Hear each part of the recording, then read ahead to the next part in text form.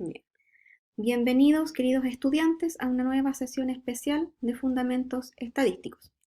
Este capítulo lo vamos a dedicar a las pruebas de hipótesis para la asociación entre variables.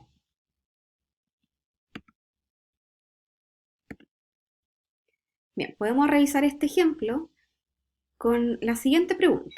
Dice, ¿por qué un tratamiento es exitoso con algunos pacientes diagnosticados con depresión y en otros no? Podemos pensar en distintas variables que pueden estar explicando el resultado del tratamiento, en este caso para la depresión. Podría ser, por ejemplo, la edad. Es decir, los pacientes quizás con menor edad responderían de mejor forma al tratamiento para la depresión. También pudiera depender del tiempo de evolución de la patología. Por ejemplo, mientras a mayor tiempo de evolución de la depresión, quizás se esperaría menor resultado en el tratamiento en comparación con las personas que tienen menor tiempo de evolución. Y así muchas otras variables que pudieran estar explicando el resultado del tratamiento. Basado en esta diferencia en el fenómeno a explicar y los factores explicativos, podemos dividir entonces las variables como dependientes y también como variables independientes. La variable que queremos explicar, es decir, el fenómeno que queremos explicar, es lo que se conoce como la variable dependiente. Y todas las otras variables, que serían los factores explicativos, se conocen como variables independientes. Y así podemos formular distintos tipos de hipótesis basados en estas variables. Bien, después pueden revisar este otro ejemplo de variables dependientes e independientes de un trabajo de un grupo de psicología de otra universidad, que les dejo aquí el link en un video bastante divertido. Bien, la prueba de hipótesis entonces tiene distintos pasos, como habíamos revisado en el capítulo anterior. El primer paso es el planteamiento de las hipótesis. Luego se debe seleccionar los test estadísticos más adecuados para poder resolver estas hipótesis, y en base a los resultados de los test estadísticos es que nosotros vamos a tomar una decisión también desde el punto de vista estadístico. Bien, vamos a comenzar entonces con las hipótesis estadísticas que están relacionadas, en este caso especial, de pruebas de asociación. Bien, vamos a revisar el siguiente ejemplo. Bien, dice que se desea observar la relación entre las horas de estudio y la nota en el examen final de fundamentos estadísticos. Se cree que a mayor cantidad de horas de estudio, la nota en el examen final también sería mayor. Bien, antes de poder establecer las hipótesis, tenemos que pensar cuántas muestras estarían relacionadas en este problema, cuál es la variable y de qué tipo son las variables. Bien, en este caso, lo que se quiere comparar o ver si hay asociación son entre dos variables, no entre dos grupos. No hay comparación de grupos, ya que dice que a mayor cantidad de horas se cree que también la nota final sería mayor. Son dos variables que están relacionadas. Las variables son cantidad de horas de estudio y la nota en el examen final. Estas dos variables son de tipo cuantitativo. Por lo tanto, las hipótesis están basadas en como se conoce, una correlación. Las hipótesis pueden quedar expresadas de esta forma, en donde la hipótesis nula dice que la correlación o la relación entre las variables sería de 0, y H1, es decir, la hipótesis de trabajo, diría que esta relación es distinta de 0. También podemos formular las hipótesis en palabras, siendo de esta forma expresada la hipótesis nula como que no existe relación entre las horas de estudio y la nota en el examen final de fundamentos estadísticos. Y por otro lado, la hipótesis de trabajo diría exactamente lo contrario, diciendo que existe relación entre las horas de estudio y la nota en el examen final de fundamentos estadísticos.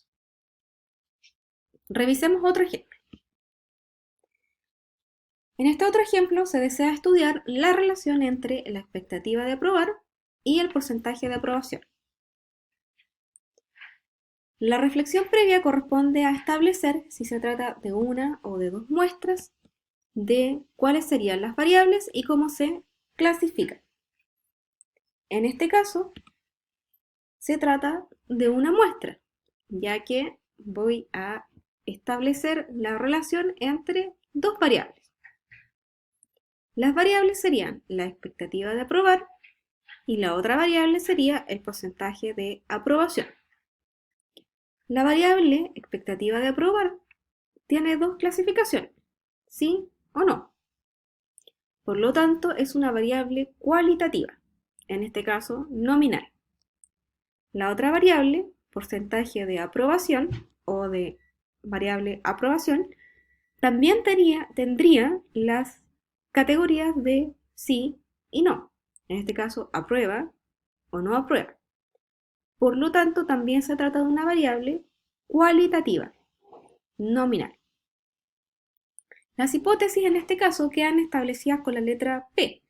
La letra P se refiere a porcentaje o, siendo lo mismo, proporción, en donde la hipótesis nula dice que la proporción del grupo 1, en este caso considerando la alternativa de expectativa de aprobar sí, sería igual en la proporción del segundo grupo. También podemos redactar las hipótesis en forma de palabras. La hipótesis nula quedaría establecida entonces como simplemente decir no existe relación entre la expectativa de aprobar y la aprobación de la asignatura de estadística. Y la hipótesis de trabajo diría que existe relación entre la expectativa de aprobar y la aprobación de la asignatura.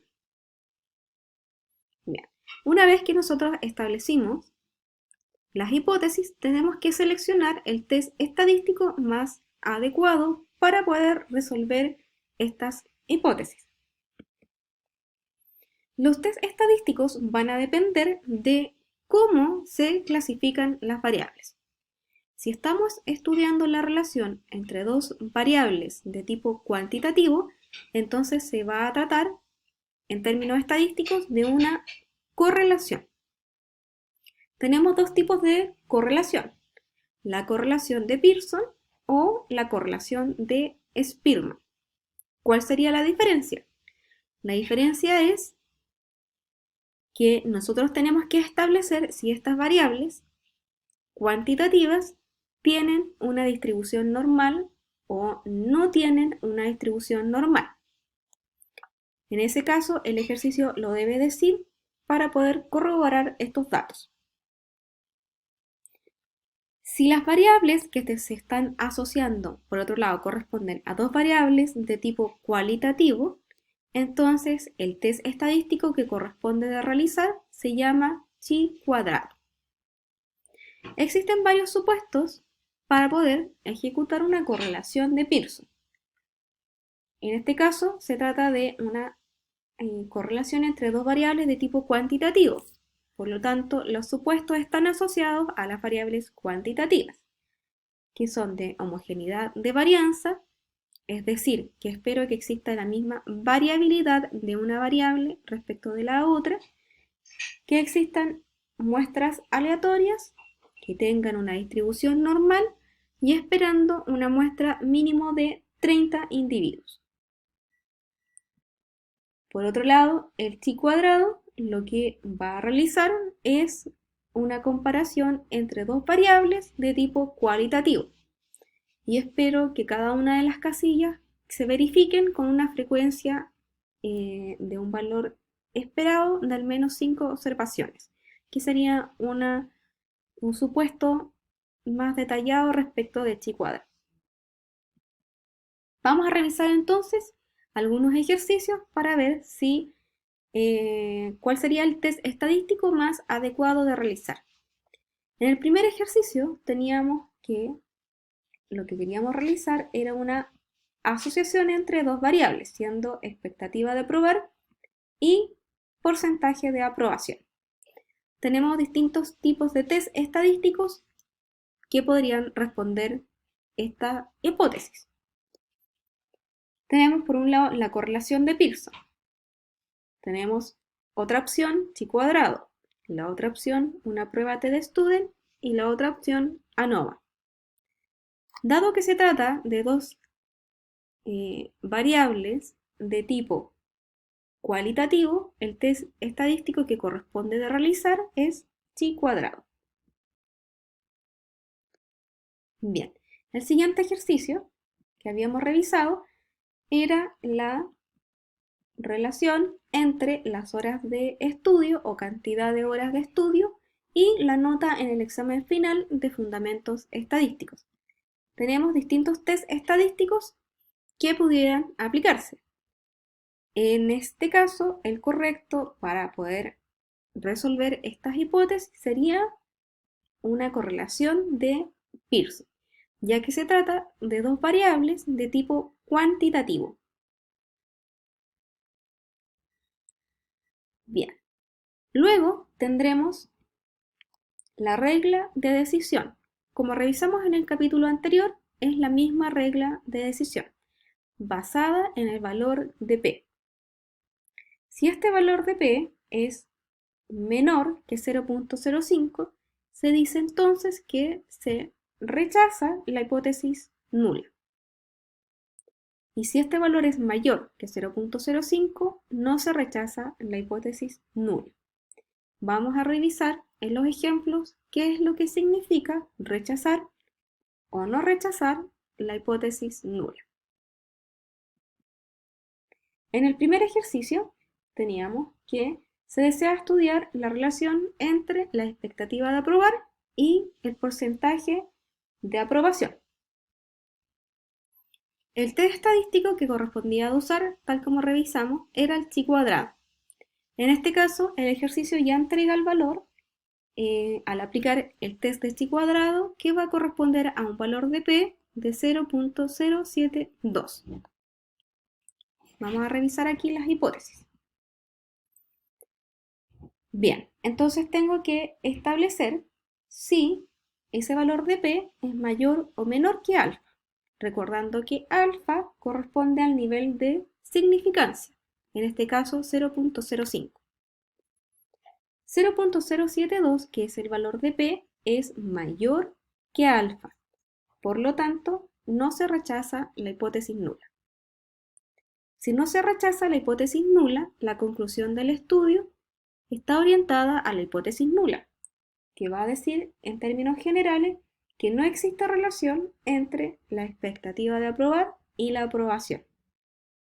Dado que estamos trabajando con métodos basados en la probabilidad, es donde nosotros, al ejecutar nuestra conclusión del estudio, es donde lo hacemos también en términos de probabilidad.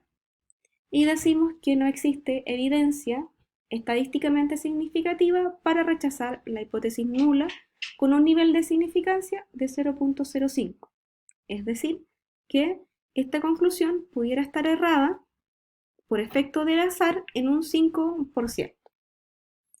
Y concluimos que es razonable pensar que no existe relación entre la expectativa de aprobar y el porcentaje de aprobación de la asignatura de estadística.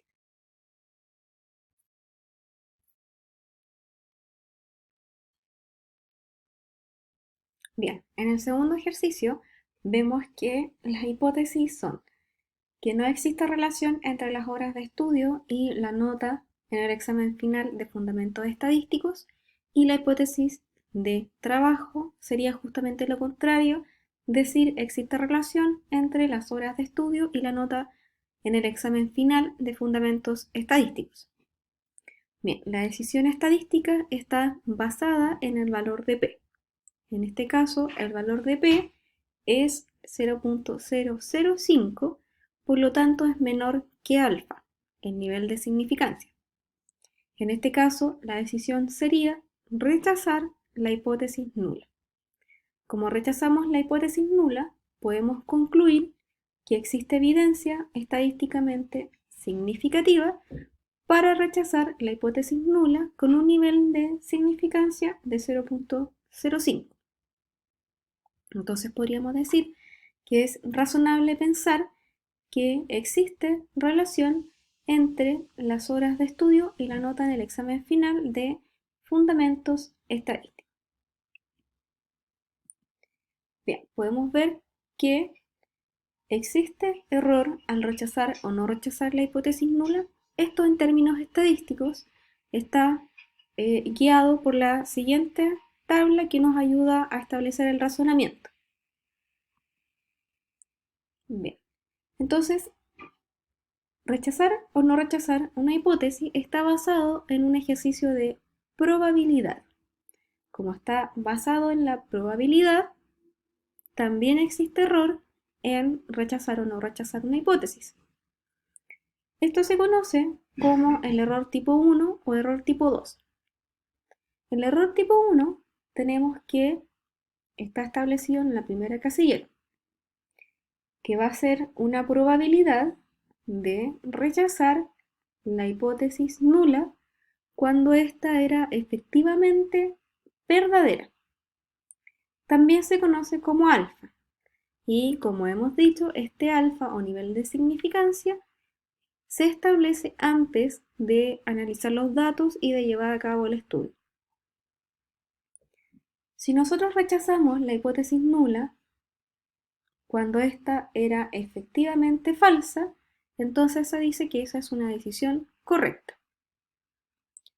Por otro lado, cuando no rechazamos la hipótesis nula, cuando efectivamente no había que rechazarla, entonces también se trata de una decisión correcta.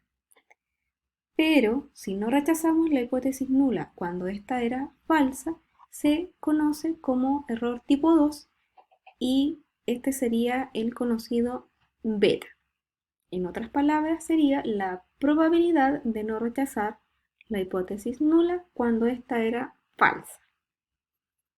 En términos generales, se habla que alfa es aceptable de un 5% y beta de un error de 20%. Bien, con esta tabla resumen entonces terminamos el segundo capítulo de las pruebas de asociación. Los conceptos que hemos revisado son los test estadísticos de las pruebas de asociación, siendo este chi cuadrado y la correlación de Pearson. Vimos el valor de P y su importancia en la decisión estadística y la conclusión del estudio.